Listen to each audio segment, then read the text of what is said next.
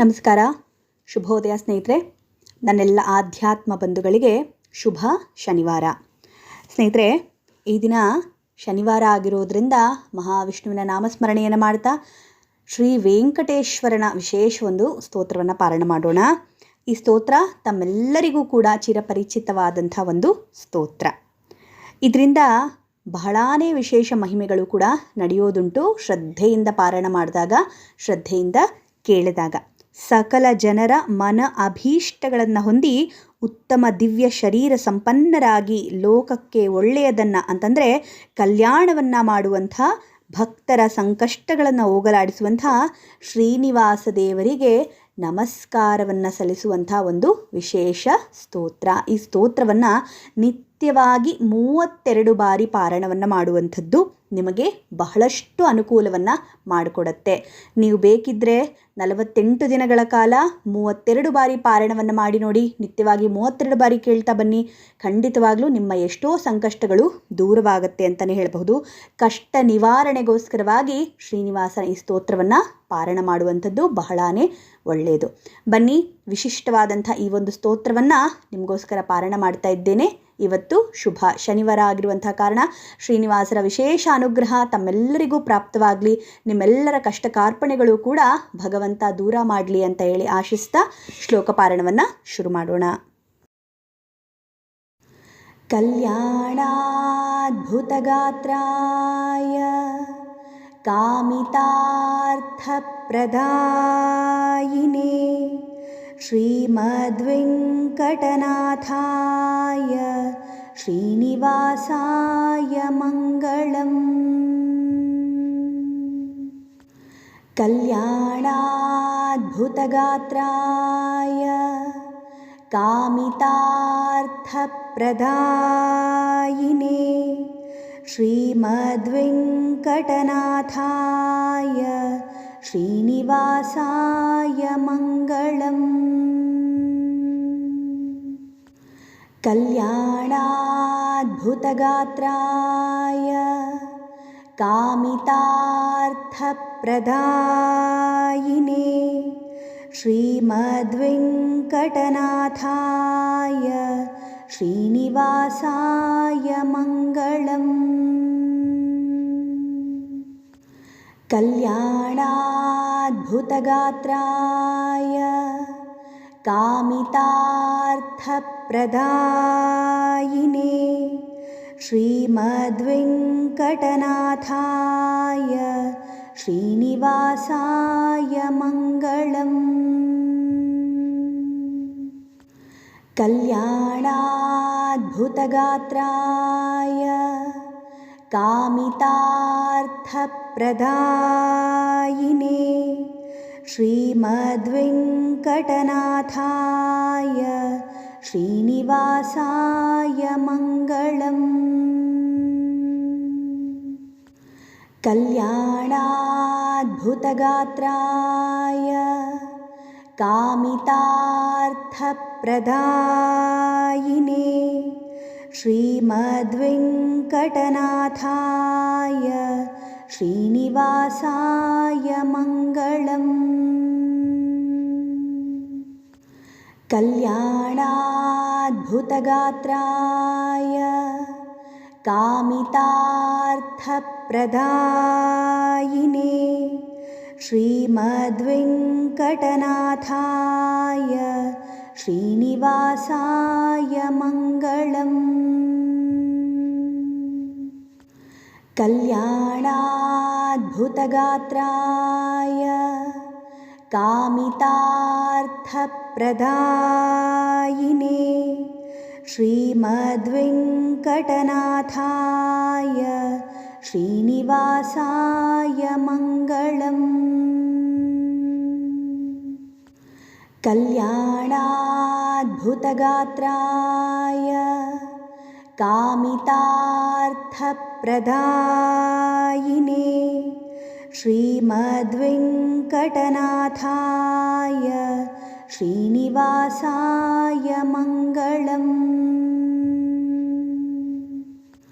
ಕಲ್ಯಾಣಾದ್ಭುತಗಾತ್ರಾಯ कामितार्थप्रदायिने श्रीमद्वेङ्कटनाथाय श्रीनिवासाय मङ्गलम्।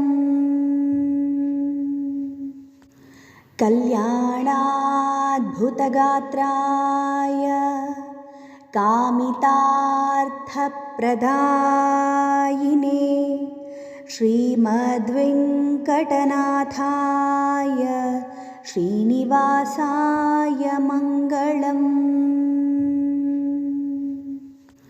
कल्याणाद्भुतगात्राय कामितार्थप्रदायिने श्रीमद्वेङ्कटनाथाय श्रीनिवासाय मङ्गलम्। कल्याणाद्भुतगात्राय कामितार्थप्रदायिने श्रीमद्वेङ्कटनाथाय श्रीनिवासाय मङ्गलम्। कल्याणाद्भुतगात्राय कामितार्थप्रदायिने श्रीमद्वेङ्कटनाथाय श्रीनिवासाय मङ्गलम्। कल्याणाद्भुतगात्राय कामितार्थप्रदायिने श्रीमद्वेङ्कटनाथाय श्रीनिवासाय मङ्गलम्। कल्याणाद्भुतगात्राय कामितार्थप्रदायिने श्रीमद्वेङ्कटनाथाय श्रीनिवासाय मङ्गलम्। कल्याणाद्भुतगात्राय कामितार्थप्रदायिने श्रीमद्वेङ्कटनाथाय श्रीनिवासाय मङ्गलम्। कल्याणाद्भुतगात्राय कामितार्थप्रदायिने श्रीमद्वेङ्कटनाथाय श्रीनिवासाय मङ्गलम्। कल्याणाद्भुतगात्राय कामितार्थप्रदायिने श्रीमद्वेङ्कटनाथाय श्रीनिवासाय मङ्गलम्। कल्याणाद्भुतगात्राय कामितार्थप्रदायिने श्रीमद्वेङ्कटनाथाय श्रीनिवासाय मङ्गलम्। कल्याणाद्भुतगात्राय कामितार्थप्रदायिने श्रीमद्वेङ्कटनाथाय श्रीनिवासाय मङ्गलम्। कल्याणाद्भुतगात्राय कामितार्थप्रदायिने श्रीमद्वेङ्कटनाथाय श्रीनिवासाय मङ्गलम्। कल्याणाद्भुतगात्राय कामितार्थप्रदायिने श्रीमद्वेङ्कटनाथाय श्रीनिवासाय मङ्गलम्। कल्याणाद्भुतगात्राय कामितार्थप्रदायिने श्रीमद्वेङ्कटनाथाय श्रीनिवासाय मङ्गलम्। कल्याणाद्भुतगात्राय कामितार्थप्रदायिने श्रीमद्वेङ्कटनाथाय श्रीनिवासाय मङ्गलम्। कल्याणाद्भुतगात्राय कामितार्थप्रदायिने श्रीमद्वेङ्कटनाथाय श्रीनिवासाय मङ्गलम्। कल्याणाद्भुतगात्राय कामितार्थप्रदायिने श्रीमद्वेङ्कटनाथाय श्रीनिवासाय मङ्गलम्। कल्याणाद्भुतगात्राय कामितार्थप्रदायिने श्रीमद्वेङ्कटनाथाय श्रीनिवासाय मङ्गलम्। कल्याणाद्भुतगात्राय कामितार्थप्रदायिने श्रीमद्वेङ्कटनाथाय श्रीनिवासाय मङ्गलम्। कल्याणाद्भुतगात्राय कामितार्थप्रदायिने श्रीमद्वेङ्कटनाथाय श्रीनिवासाय मङ्गलम्। कल्याणाद्भुतगात्राय कामितार्थप्रदायिने श्रीमद्वेङ्कटनाथाय श्रीनिवासाय मङ्गलम्। कल्याणाद्भुतगात्राय कामितार्थप्रदायिने श्रीमद्वेङ्कटनाथाय श्रीनिवासाय मङ्गलम्। कल्याणाद्भुतगात्राय कामितार्थप्रदायिने श्रीमद्वेङ्कटनाथाय श्रीनिवासाय मङ्गलम्। कल्याणाद्भुतगात्राय कामितार्थप्रदायिने श्रीमद्वेङ्कटनाथाय श्रीनिवासाय मङ्गलम्। कल्याणाद्भुतगात्राय कामितार्थप्रदायिने श्रीमद्वेङ्कटनाथाय श्रीनिवासाय मङ्गलम्। कल्याणाद्भुतगात्राय कामितार्थप्रदायिने श्रीमद्वेङ्कटनाथाय श्रीनिवासाय मङ्गलम्। कल्याणाद्भुतगात्राय कामितार्थप्रदायिने श्रीमद्वेङ्कटनाथाय श्रीनिवासाय मङ्गलम्।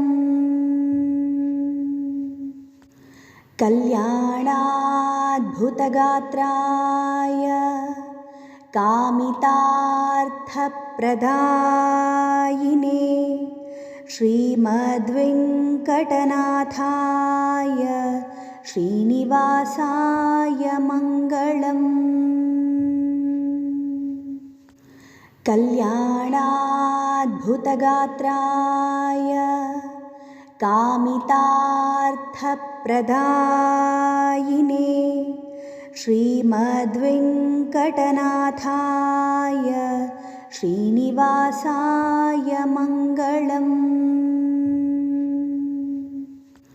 कल्याणाद्भुतगात्राय कामितार्थप्रदायिने श्रीमद्वेङ्कटनाथाय श्रीनिवासाय मङ्गलम्। कल्याणाद्भुतगात्राय कामितार्थप्रदायिने श्रीमद्वेङ्कटनाथाय श्रीनिवासाय मङ्गलम्।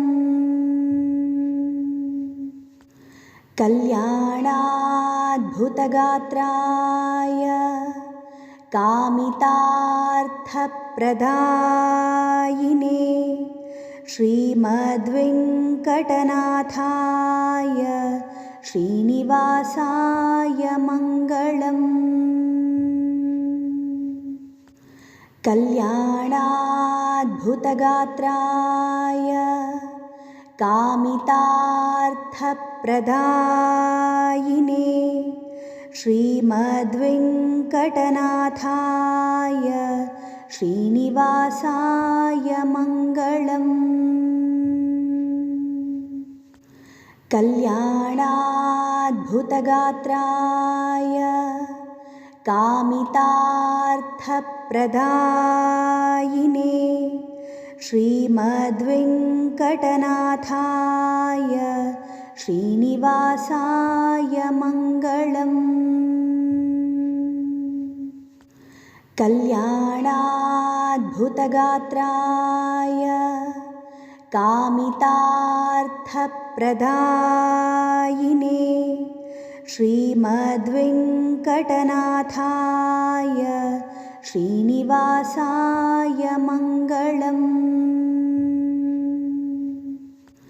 कल्याणाद्भुतगात्राय कामितार्थप्रदायिने श्रीमद्वेङ्कटनाथाय श्रीनिवासाय मङ्गलम्।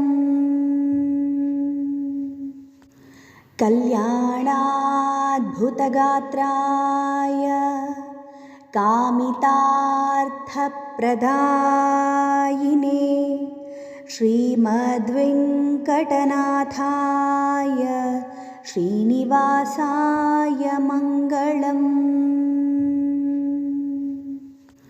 कल्याणाद्भुतगात्राय कामितार्थप्रदायिने श्रीमद्वेङ्कटनाथाय श्रीनिवासाय मङ्गलम्।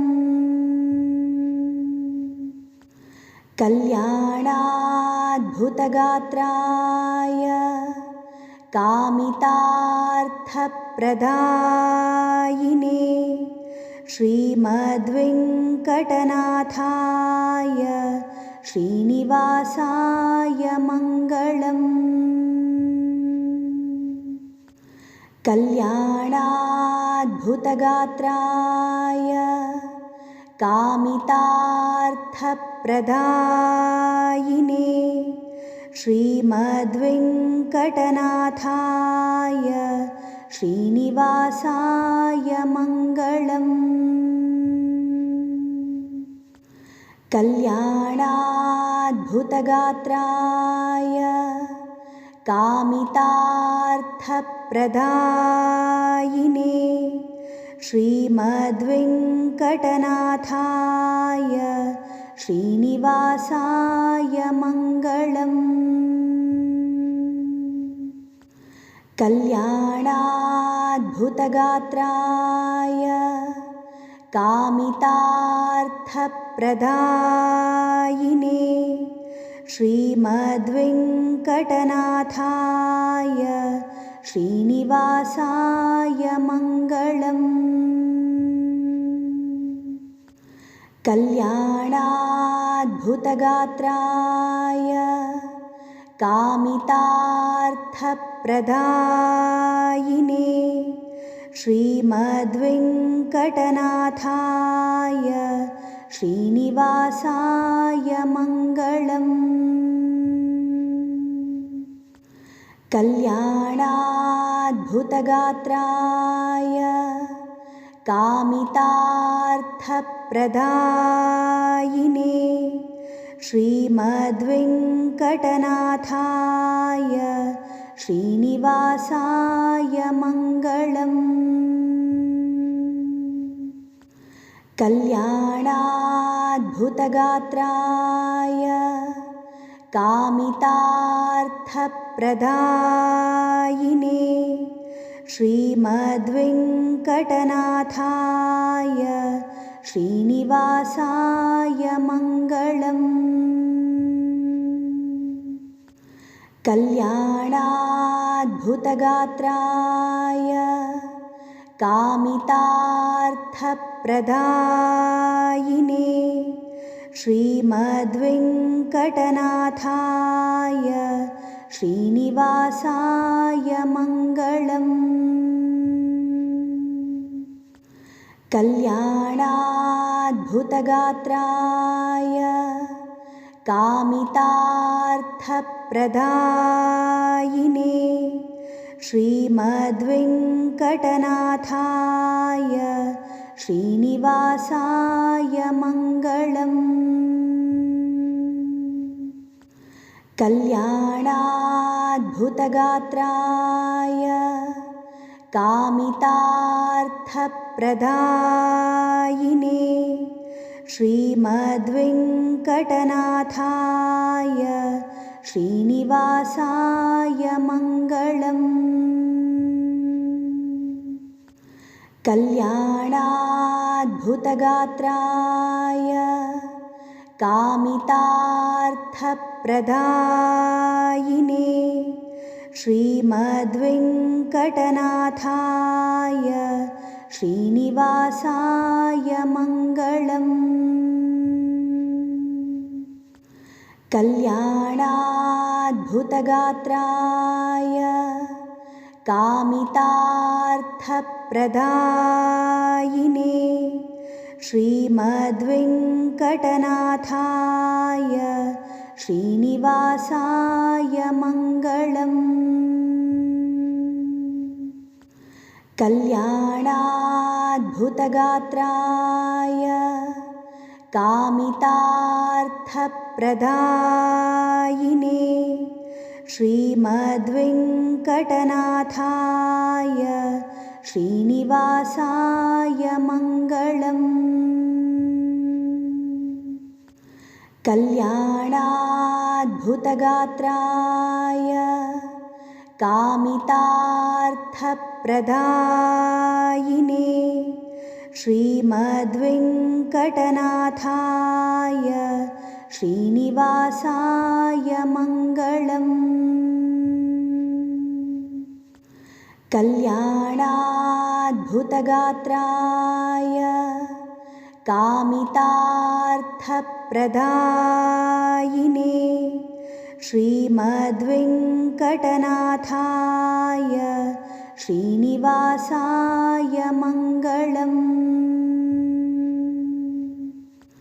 कल्याणाद्भुतगात्राय कामितार्थप्रदायिने श्रीमद्वेङ्कटनाथाय श्रीनिवासाय मङ्गलम्। कल्याणाद्भुतगात्राय कामितार्थप्रदायिने श्रीमद्वेङ्कटनाथाय श्रीनिवासाय मङ्गलम्। कल्याणाद्भुतगात्राय कामितार्थप्रदायिने श्रीमद्वेङ्कटनाथाय श्रीनिवासाय मङ्गलम्। कल्याणाद्भुतगात्राय कामितार्थप्रदायिने श्रीमद्वेङ्कटनाथाय श्रीनिवासाय मङ्गलम्।